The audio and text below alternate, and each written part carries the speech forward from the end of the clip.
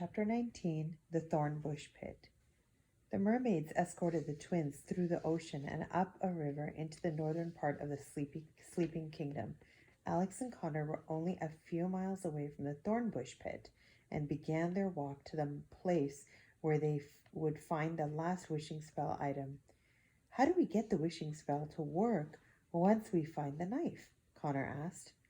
"I think we just put all the items together and let them do the rest," Alex said. "I suppose," Connor said. The land was dead and dry around them. The roads were bumpy and covered in stone. It was by far the least attractive area they had been to in all of the land of stories. "I don't know about you, but I am so looking forward to getting out of this place," Connor said. "I know what you mean," Alex said half-heartedly. "I miss Mom so much. I can't wait to get back to air conditioning and television," Connor said. "Boy, have I missed those things. And food. Don't get me started about food. I bet we have so much homework to catch up on, too," Alex said happily. Connor grunted. "I didn't think about that." He also wondered if he would have to serve all those detentions when he got home as well. Would being trapped in the fairy tale world for a week or two get him out of it? Alex completely sympathized with her brother. She had been so excited to discover the land of stories, but they had so many treacherous experiences that even she was anxious to get home. But now, looking around at the land, even as ugly as this part of the kingdom was, she couldn't help but think how much she was going to miss it. "We have seen some amazing things," Alex said. "Very true," Connor said. "And we have met some extraordinary people," she said. "Can't deny that," Connor said, shaking his head. "It's a shame that we can't come and go to this place as we please," Alex said. "You don't think you'll miss it just a tiny bit?" Connor immediately shook his head and his mouth positioned into the shape to say no, but when he thought about it more, he hesitated. "We've had our moments," Connor said. "We're definitely leaving with memories no one else will have. Think about all the stories we'll be able to tell our kids someday." "Right," Alex said, but this only made her think about her father. Without realizing it, being in the land of stories had filled the emptiness they were left with when their dad died. Discovering their dad was from the fairy tale world had been the most meaningful part of the adventure. "Mom and Grandma are going to have so much explaining to do," Connor said. "For sure," Alex agreed. "I wonder where Dad lived." "We'll find out," Connor said and smiled. "I wonder if he knew any of the people that we've met or seen. I wonder if we have family here." Alex stopped walking. Her eyes grew almost as big as her open mouth. "What if we're related to the charming or white dynasties?" Alex proclaimed excitedly. "Or maybe we're 1/60th ogre or elf or something cool," Connor said. The idea gave them a new boost in their step. They finally reached the Thornbush Pit and stopped dead in their tracks. It was a frightening sight. It was extremely wide and incredibly deep, and filled to the top with plants, some dead and some alive. The vines and thornbush moved around like thousands of snakes. The pit was alive and hungry. Ruins of an old castle sat on the edge of the pit, consisting of nothing but a few walls and a stony staircase that led to nowhere. "We're actually going in there?" Connor said. "Let's put on our shells," Alex said. They each tied a shell necklace around their necks and slowly walked to the edge of the pit. The vines and thornbush shot straight toward them like a frog's tongue to a fly, but then jolted back, repelled by the magical shells. Looks like they work," Connor said. They began to climb down into the pit. They used the dead thorn bush on the side of the pit as a ladder scratching themselves and drawing blood on different parts of their bodies every few feet. The thornbush and vines that were alive moved away from the twins as they passed. They watched them like hungry serpents ready to strike at any second. Alex and Connor climbed as low as they could go. The pit floor was covered in rubbish, like a giant junkyard. The smell was unbearable, and the twins had to cover their noses as they searched. Whoa, Connor said. This is like a massive trash bin. Can you imagine all the secrets we could discover just by going through this place? Remember what we're here for, Alex said, and then suddenly screamed. What is it? Connor asked. She'd almost stepped on the hand of a skeleton. Who's that? Connor said. Or should I say, who was that? I don't want to know, said Alex, shaken up by the discovery. I've never seen a skeleton before. It was only the first of dozens. There were skeletons and parts of skeletons everywhere. Each one was harder to look at than the one before. Some had been down here longer than others. Alex had to take deep breaths to prevent herself from getting sick. They found countless knives and daggers and swords scattered across the pit. Is this it? Connor asked, holding up one for his sister to see. No, that's wooden, and Alex said. What about this? He asked, holding up another. No, that's made of steel, Alex said. Remember, it was made in the ocean. Oh, Connor said, like this. He held up a knife that matched his sister's description perfectly. It had a curved handle that was made of coral and bits of shell, and a long blade made of bright sea glass. That has to be it, Alex said gleefully. Connor, we did it. We found the last wishing spell item. She gave her brother a huge bear hug and kissed him on the cheek. They were so incredibly happy. Tears formed in their eyes. They were going home. Let's get out of this pit as fast as possible, Connor said. It gives me the creeps. The twins went back to the dead thornbush and began climbing up the side of the pit. When they were about 2/3 of the way up, a branch caught hold of Connor's necklace and ripped it off his neck. As if it were happening in slow motion, Connor saw the shell begin to fall away from him toward the bottom of the pit.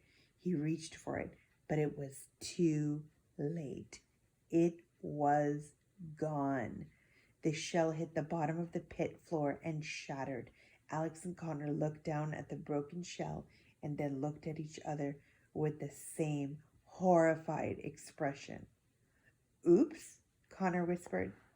The living vines and thornbush vibrated with excitement. The shells were useless now.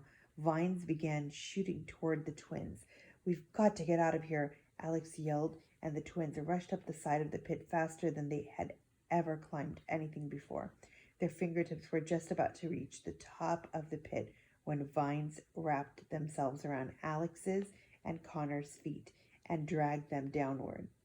Connor stabbed the saber into the ground outside the mouth of the pit, and he and his sister held on to it while they were being pulled, determined not to end up like the other victims of the vines. More vines wrapped themselves around the twins, increasing the fight.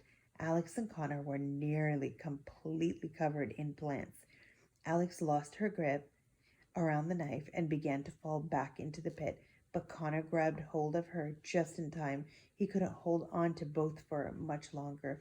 One by one, his fingers began slipping from the knife's handle. Connor's hand lost its grip on the knife, and he and his sister were both dragged away. But right as his hand slipped away, he felt a cold, clammy hand grab onto his and try to pull him and his sister out of the pit. It was a struggle. The plants weren't giving up. Alex and Connor felt like the rope in a game of tug-of-war. Darn you miserable plants, said a very proper voice that the twins recognized. Let them go, you overly advanced shrubbery.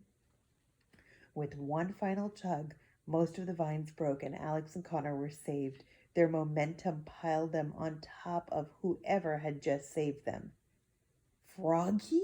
Alex declared, and gave their old friend a tremendous embrace. It's you, Connor said. Although he had trouble shaking Froggy's hand when they'd first met, Connor was now hugging him like he was his long-lost relative. Hello, Connor. Alex, Froggy said. He was almost suffocated by their affection. You saved our lives, Alex said.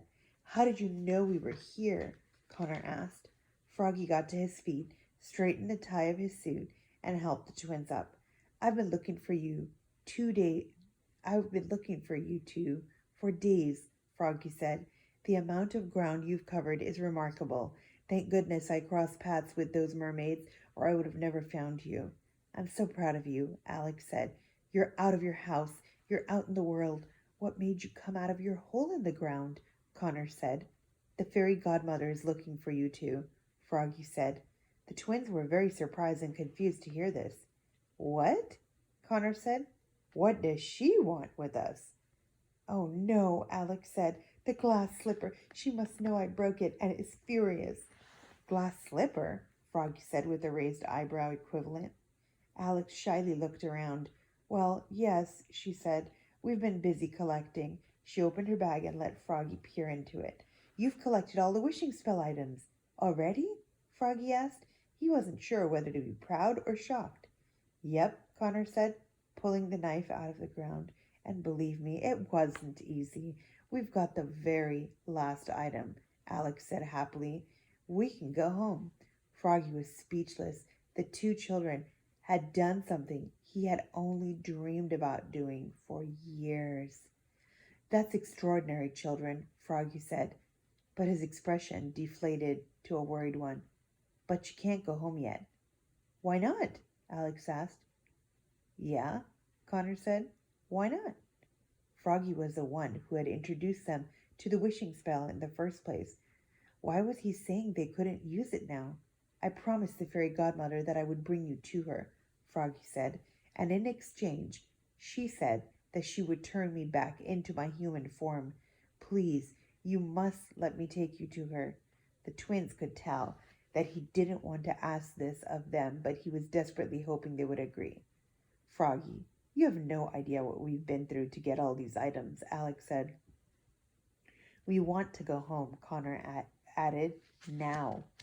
We want to help Alex, but what if we want to help, Alex said, but what if the fairy godmother takes away some of the items that we've, how do I say this, forcefully borrowed? Then we'd be stuck here again for who knows how long, Connor said.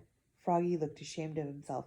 I understand, children. Forgive me. I wasn't expecting you to have assembled all the wishing spell items so soon. He tried to cover his disappointment with a fake smile.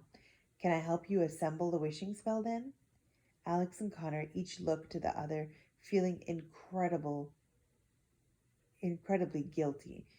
They wanted to get home more than anything, but how could they tell him no?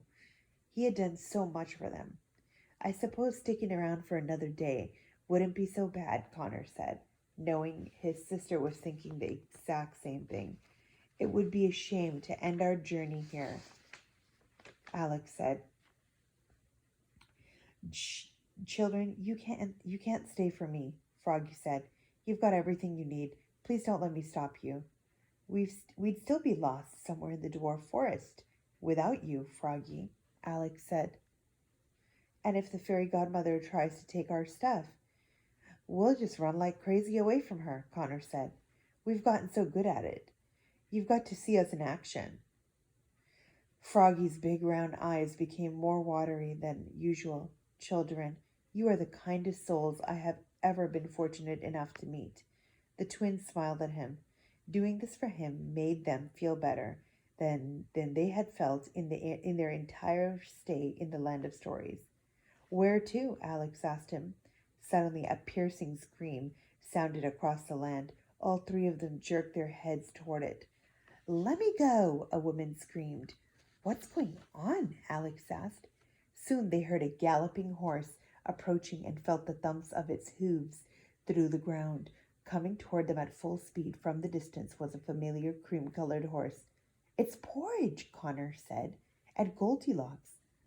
Goldilocks and Porridge were charging toward the Thornbush Pit, and they were dragging Queen Red Riding Hood behind them.